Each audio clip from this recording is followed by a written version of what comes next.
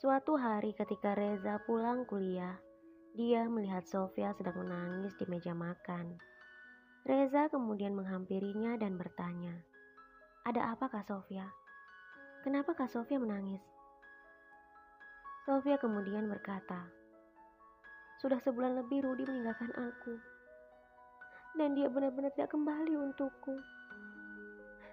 Dia benar-benar telah menceraikan aku. Ini semua kesalahanku, Reza." Reza berusaha menenangkan Sofia.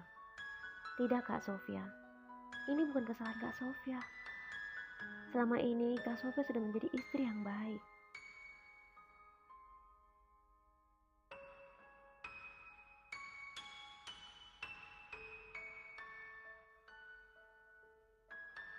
Sofia masih menangis terseduh-seduh.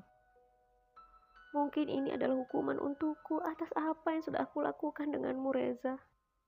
Kamu benar, Reza. Seharusnya aku bisa menahan diriku untuk tidak melakukan hal itu denganmu. Aku telah berdosa, Reza. Dan aku mendapatkan hukuman itu dengan Rudi meninggalkan aku." Kini Reza diam saja. Dia pun merasa bersalah dengan apa yang sudah dia lakukan bersama dengan Sofia. Dia kemudian memeluk Sofia dan meminta maaf. "Maafkan aku, Kak. Ini bukan kesalahan Kak Sofia semata. Ini juga kesalahanku. Tapi Kak Rudi juga bersalah dalam hal ini."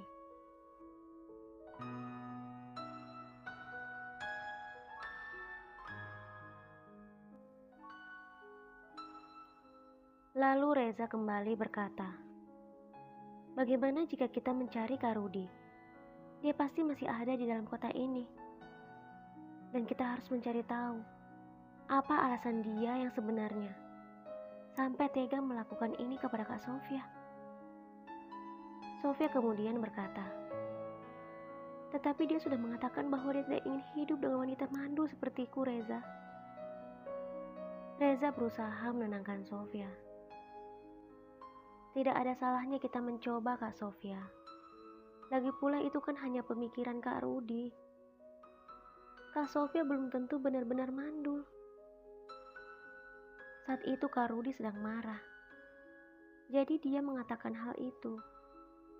Terkadang orang mengatakan sesuatu di luar kendali mereka. Di saat mereka sedang marah, Kak Sofia.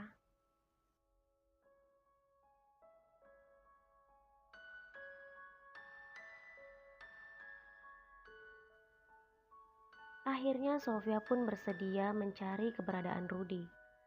Setelah beberapa hari Reza dan Sofia mencari Rudi di dalam kota itu, tetapi Rudi tak juga ditemukan. Bahkan ketika Sofia pergi ke tempat kerja Rudi, perusahaan mengatakan bahwa Rudi sudah lama tidak bekerja di situ. Karena suatu kesalahan Rudi dipecat. Tentu saja hal itu membuat Sofia kebingungan. Selama ini Rudi selalu pulang larut malam dan terkadang tidak pulang ke rumah dengan alasan pekerjaan yang begitu banyak di kantor.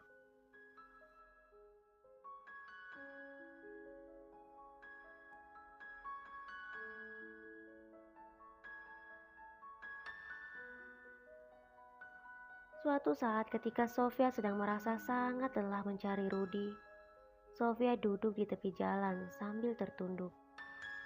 Reza mengerti apa yang dirasakan oleh Sofia. Kak Sofia harus sabar. Kak Sofia harus kuat. Apapun yang terjadi dengan pernikahan Kak Sofia, pasti ada hikmahnya, Kak. Sofia berkata, "Sudah berhari-hari kita mencari Rudi kemana-mana dan tidak menemukannya, Reza. Aku sudah sangat lelah. Sekarang aku pasrah, Reza. Mungkin pernikahanku memang sudah sampai di sini saja." Reza hanya diam saja. Dia tidak tahu harus berkata apa.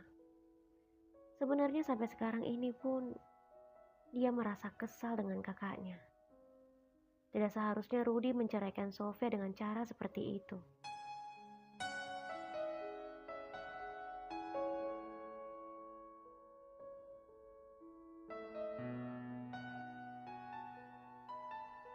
Saat dalam perjalanan pulang, Sofia melihat sebuah butik. Di sana tertulis bahwa sedang membutuhkan karyawati. Sofia kemudian berkata pada Reza, "Reza, lihat tulisan itu." Reza pun melihat tulisan yang dimaksud oleh Sofia. "Memangnya kenapa, Kak? Ada apa dengan tulisan itu?" Sofia tersenyum. "Bagaimana jika aku mendaftar di situ, Reza? Daripada aku hanya berdiam diri di rumah, membuatku semakin merasa sedih. Jika aku punya aktivitas di luar, pasti aku akan merasa lebih baik. Iya kan?"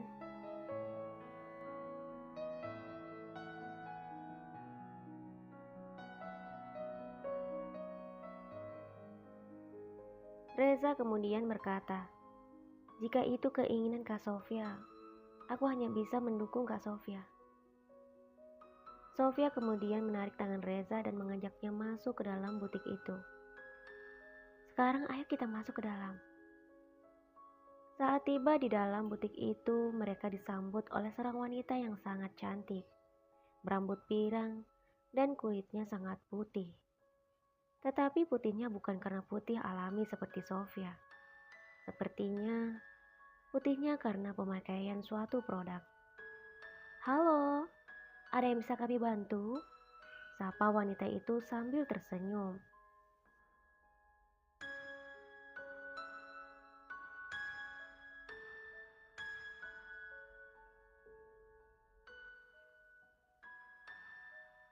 Sofia kemudian berkata, "Maaf Bu, tadi saya melihat di depan ada tulisan di sini membutuhkan karyawati.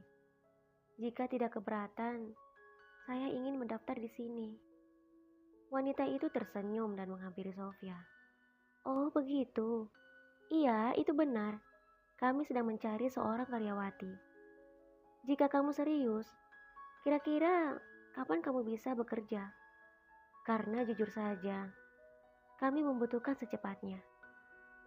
Sofia tersenyum. "Saya bersedia kapanpun, Bu." Wanita itu kembali tersenyum. "Benarkah? Oh ya, kenalkan. Saya Widya, pemilik butik ini. Nama kamu siapa?" Sofia tersenyum. "Nama saya Sofia, Bu." Wanita itu kembali berkata, "Bagaimana jika kamu mulai bekerja besok?"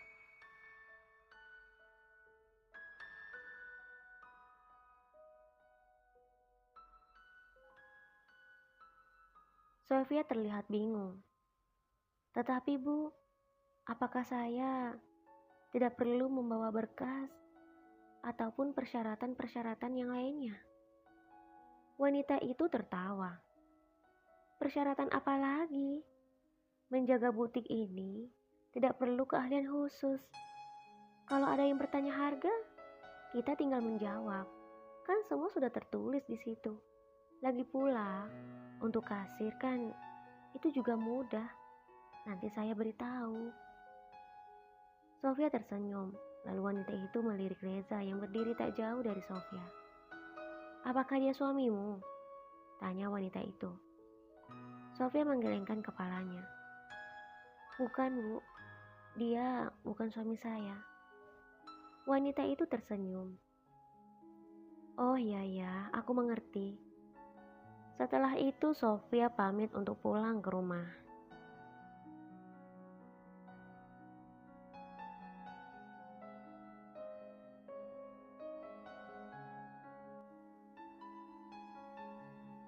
Saat di rumah Sofia terus tersenyum. Dia merasa sangat bahagia. Ini adalah pertama kalinya Sofia bekerja setelah pernikahannya dengan Rudi. Karena selama ini Rudi memang melarangnya untuk bekerja. Melihat hal itu, Reza pun ikut merasa bahagia. Sepertinya pemilik toko itu sangat baik. Terlihat dari cara dia berbicara dengan kita. Orangnya sangat ramah, ya kan Reza? Tanya Sofia. Reza tersenyum. "Iya Kak Sofia, sepertinya orang itu sangat baik dan ramah. Semoga Kak Sofia betah bekerja di sana." Sofia tersenyum lalu berkata, "Iya Reza."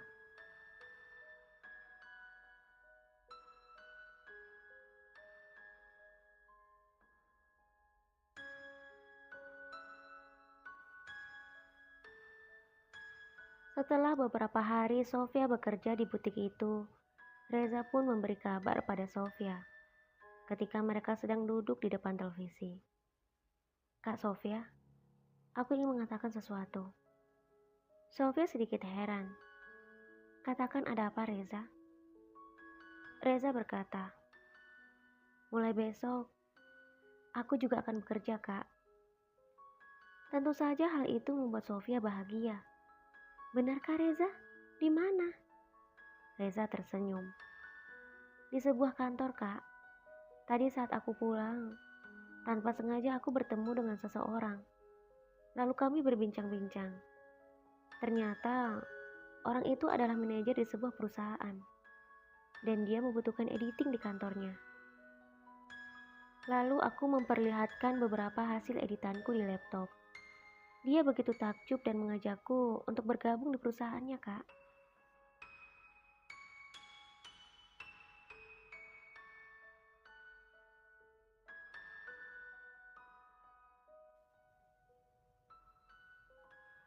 Sofia memberi selamat kepada Reza. Wah, selamat ya Reza. Meskipun kamu masih kuliah, ternyata kamu bisa bekerja sekarang. Kamu memang hebat. Reza tersenyum dan mengucapkan terima kasih pada Sofia. Tidak terasa Sofia bekerja di butik itu sudah hampir sebulan. Sofia merasa sangat bahagia karena pemilik butik itu sangat baik. Dia dan teman-temannya yang lain diperlakukan seperti teman. Tetapi meski begitu, mereka tetap berusaha menjaga sikap, walaupun di saat mereka sedang bercanda.